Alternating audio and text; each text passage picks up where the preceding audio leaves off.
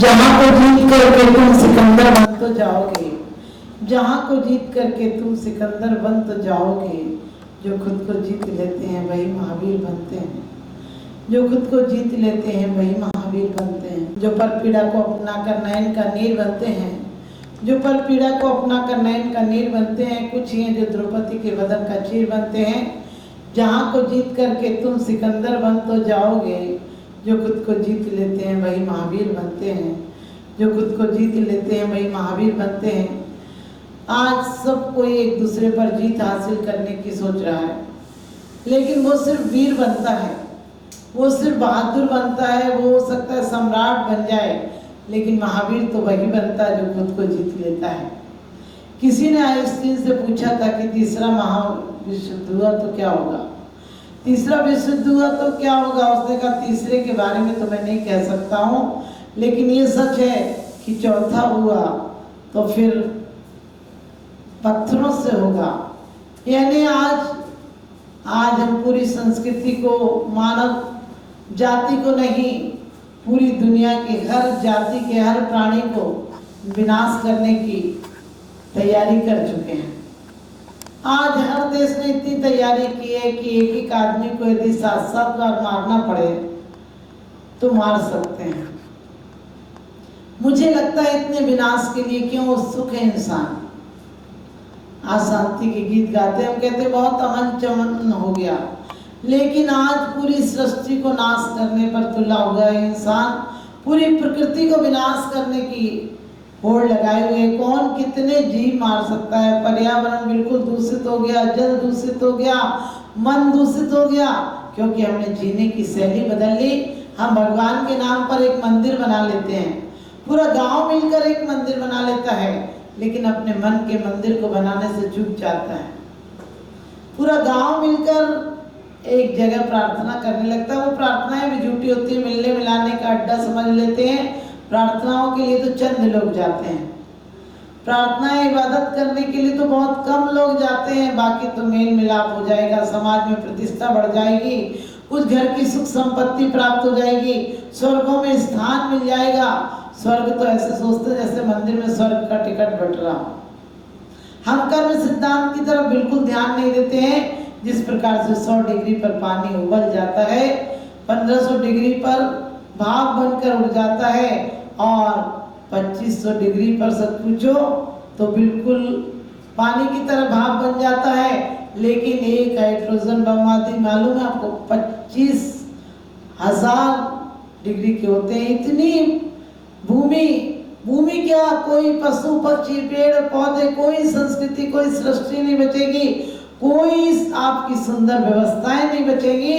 इसके लिए कितना आतुर हो गया इंसान। आज इंसान कहता है बहुत पढ़ लिख कर हम महान हो गए, लेकिन महानता का ये दृष्टिकोण है क्या। महान हो जाते तो चंद लोग महान होते हैं जो अपनी आत्मा को पा लेते हैं। हम दिन रात दूसरों की बुराइयां, अपनी बुराइयां नहीं देखते हैं, दूसरों की बुराइयां देखते हैं। हम प्रत्येक क्षण किसी की गाली को ले लेते हैं, किसी की निंदा को ले लेते हैं, किसी की चुगली को ले लेते हैं, लेकिन कभी सद्गुणों के गुणों को नहीं लेते हैं। कभी क्षमा, प्रेम, वात्सल्य, दया, परोपकार जैसी भावनाओं को नहीं लेते हैं। हम राम की मूर्ति बना लेते हैं, लेकिन राम जैसा वात्सल्य, लक्ष्मण जैसी वीरता नहीं लाते हैं।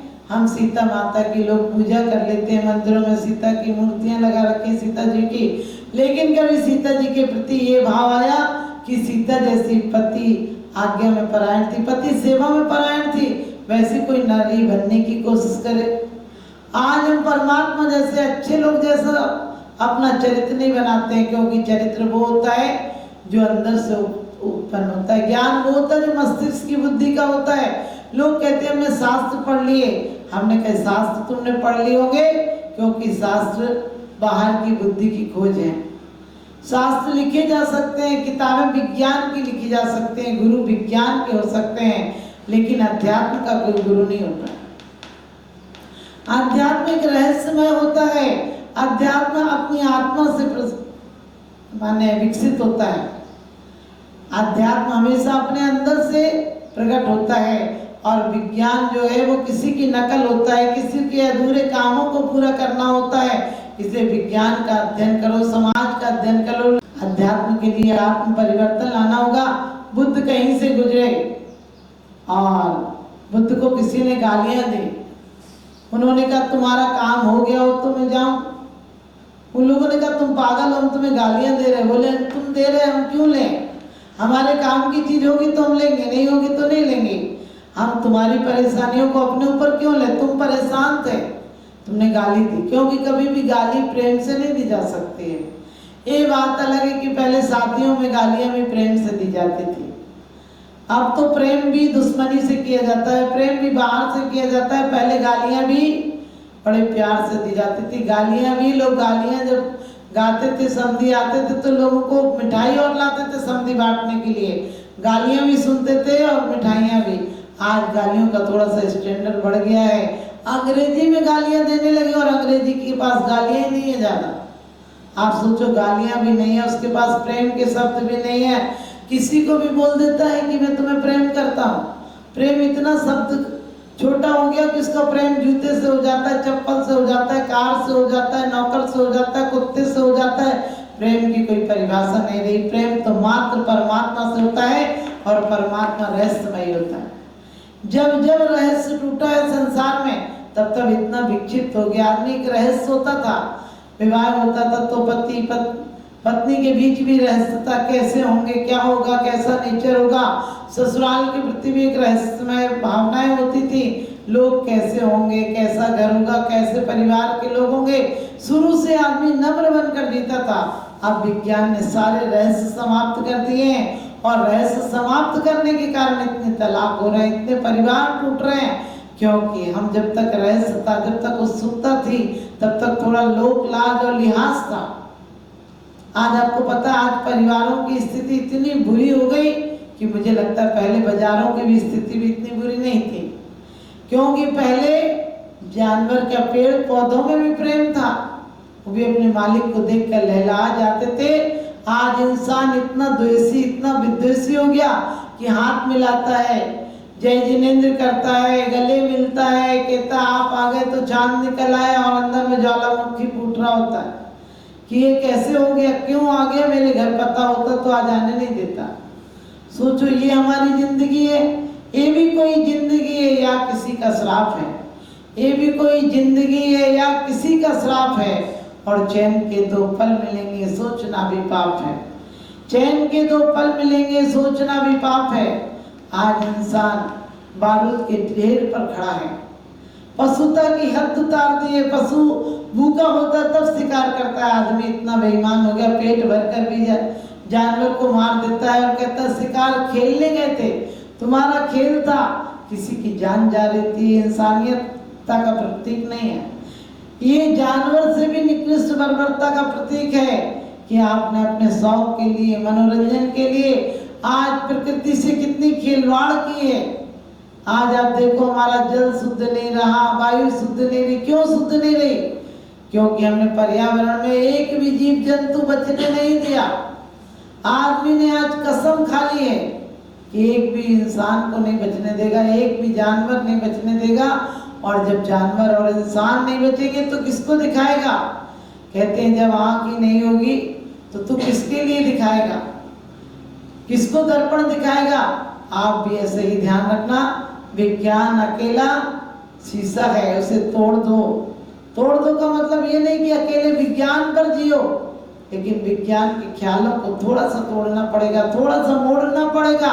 विज्ञान हमारे अध्यात्म से जुड़ जाए तो समझो सोने पर सुहागा हो जाता है, तुम्हारे लिए स्वर्ग की सीढ़ियां हो जाता है, तुम्हारे लिए आत्मोत्थान का कारण हो जाता है। आज आदमी दूसरों को विनाश के लिए जितनी शक्ति लगाता है, उससे 10% शक्ति सिर्फ अपने लिए लगा दे। अप्पा अप्पम रही हो इनमें परम अभिधानम। और कहते हैं जो अपने उत्कर्ष नहीं कर सका, जो अपना उत्थान नहीं कर सका, वो दूसरों का क्या उत्थान करेगा? वो दूसरों को कैसे विजयी बनाएगा? हमें अपने आप को विजयी बनाना। जो खुद खुश नहीं है वो दूसरों को क्या खुश रखेगा? जो खुद को अपना सहारा नहीं है वो दूसरों को क्या सहारा देगा? ऐसे लोग तो आपको गिरा देंगे, ऐसे लोग आपको मिटा देंगे। तो आप लोग यही सोचिए कि हमारे एक पेड़ पौधा भी लगा हुआ है, एक भी जानवर, एक भी जीव है, हम उसे भी उतना ही प्यार देंगे तो प्यार मिलेगा। एक ही घर का धुआं उठता है तो आसमान धूमिल हो जाता है और एक एक दिन से जब प्रेम का सुगंध का धुआं उड़ेगा, प्रेम की सुगंध उड़ेगी तो सारा भूमंडल, सारा पृथ्वी मंडल सुगंध से भर जाएगा। तो हमें अपने जीवन में सुगंध लुटानी है, अपने जीवन में प्रेम लुटाना है, अपने जीवन में किसी एक की सजा हमें नहीं पाना है। एक ने क्रोध किया, उसकी सजा हम क्यों पाएं, उसकी गलती हम क्यों भुगतें। आज हम ईंट का जवाब पत्थर से देते हैं और उसका यही कारण होता है, हर परिवार में द्वंद्व है, झगड़ा है। तो आप सबके परिवार में प्रेम हो और आपके जीवन में बहुत मंगलमय हो, हमारा ऐसा शुभाशीष।